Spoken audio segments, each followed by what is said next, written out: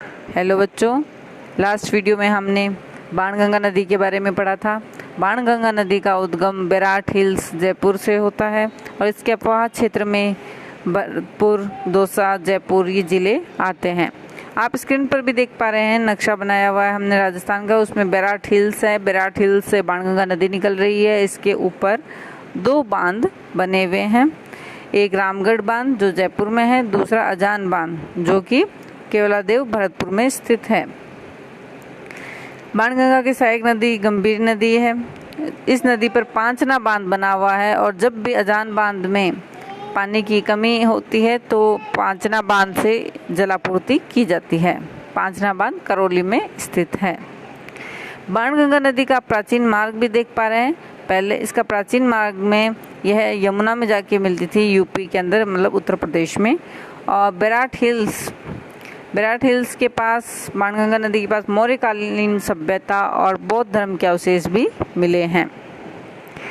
उपनाम है बाणगंगा नदी के अर्जुन की गंगा, ताला नदी, रुंडित नदी। रुंडित नदी का मतलब होता है वह नदी जो अपनी मुख्य नदी में गिरने से पहले समाप्त हो जाती है और यह दर्जा राजस्थान में 2012 से बाणगंगा नदी को दिया गया है। बांध परियोजनाएं अब देख लेते हैं बाणगंगा नदी की। अभी मैंने इसके बारे में चर्चा भी की थी। रामगढ़ बांध है जयपुर में और अजान बांध है केवलादेव भरतपुर में। Ajan Bandh is important according to competitive exam. Ajan Bandh में पानी की कमी होने पर जलापूर्ति पांचना बांध गंभीर नदी से की जाती है।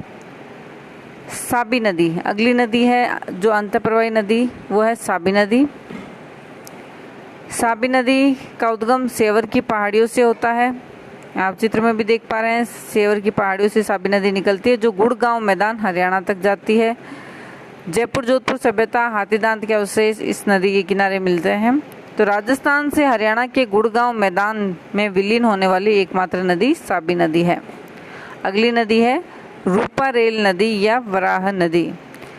इस नदी का उद्गम उदयनाथ पहाड़ी अलवर से होता है और आप चित्र में भी देख पा रहे हैं मोती झील में जाके ये मिल रही है। भरतपुर में है मोती झील, जिसे भरतपुर की जीवन रेखा भी कहते हैं।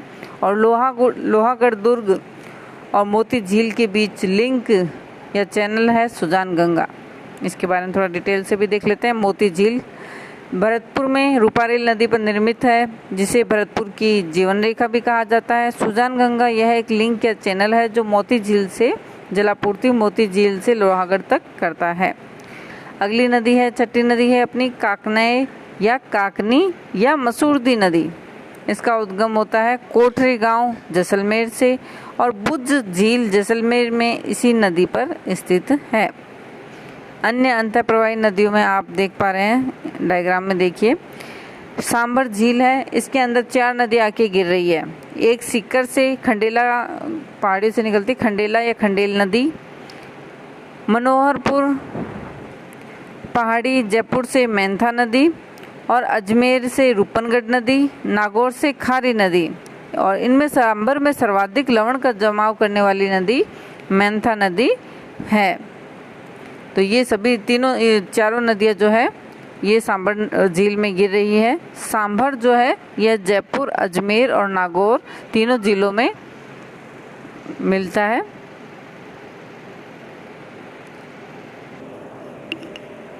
इसके बाद हम बंगाल की खाड़ी की नदियों के बारे में पढ़ेंगे। पहले हमने अरब सागर में मिलने वाले नदी तंत्र के बारे में पढ़ लिया जो राजस्थान में पाई जाती है। उसके बाद हम अंतःप्रवाही नदियों के बारे में भी पढ़ चुके हैं। अब बंगाल की खाड़ी की नदियों के बारे में पढ़ेंगे। तो राजस्थान में 4 नदियाँ जो बंगाल के खाड़ी तंत्र से संबंधित है। चंबल नदी है, बनास नदी, बेड़च या आयड़ नदी और गंभीर नदी।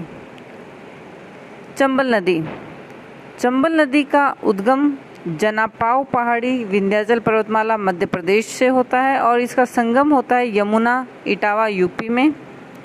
इसकी लंबाई 1051 किलोमीटर है और राजस्थान में यह 322 किलोमीटर है। बच्चों, यह बहुत इम्पोर्टेंट है कि इसकी वास्तविक लंबाई कितनी है और राजस्थान में इसकी लंबाई कितनी है, ये आप जरूर ध्यान में रखें। पुरानी 966 किलोमीटर, राजस्थान 135, मतलब पहले समय में जब नदी बहती थी उस समय की इसकी लंबाई दी हुई है। अफवाह क्षेत्र है इसका चित्तौड़गढ़ से, चूंकि ये नदी प्रवेश करती है 84गढ़ से, तो ये भी इम्पोर्टेंट है। राजस्थान में चंबल नदी की प्रवेश करती कहाँ से है? 84गढ़ चित्तौड़गढ़ से।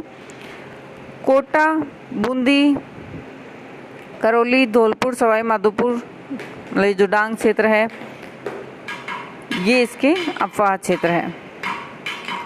सहायक नदियाँ कौन कौन सी है इसके लिए हमने ट्रिक भी दे रखी है। गुस्से में माँ पापा ने आज काले घोड़े पर बार बार चाकू से मारा, मतलब गुस्से से गुंजाली नदी, मेज नदी, मांगली, पार्वती नदी, नेवाज या निवाज नदी, आहू, कालीसिंध, घोड़ा पछाड़, परवन नदी, बनास नदी, ब्राह्मणी, चाकण, कुन्नू, कुराल, सीप नदी। तो ये नदियाँ इसकी सहायक नदियाँ हैं। इसको याद करने के लिए ट्रिक दे रखी है, आप चाहे ट्रिक से याद कर लें, चाहे आपको अगर सीधे याद हो तो आप सीधे याद करें। चंबल नदी के बारे में आज इतना ही पढ़ेंगे।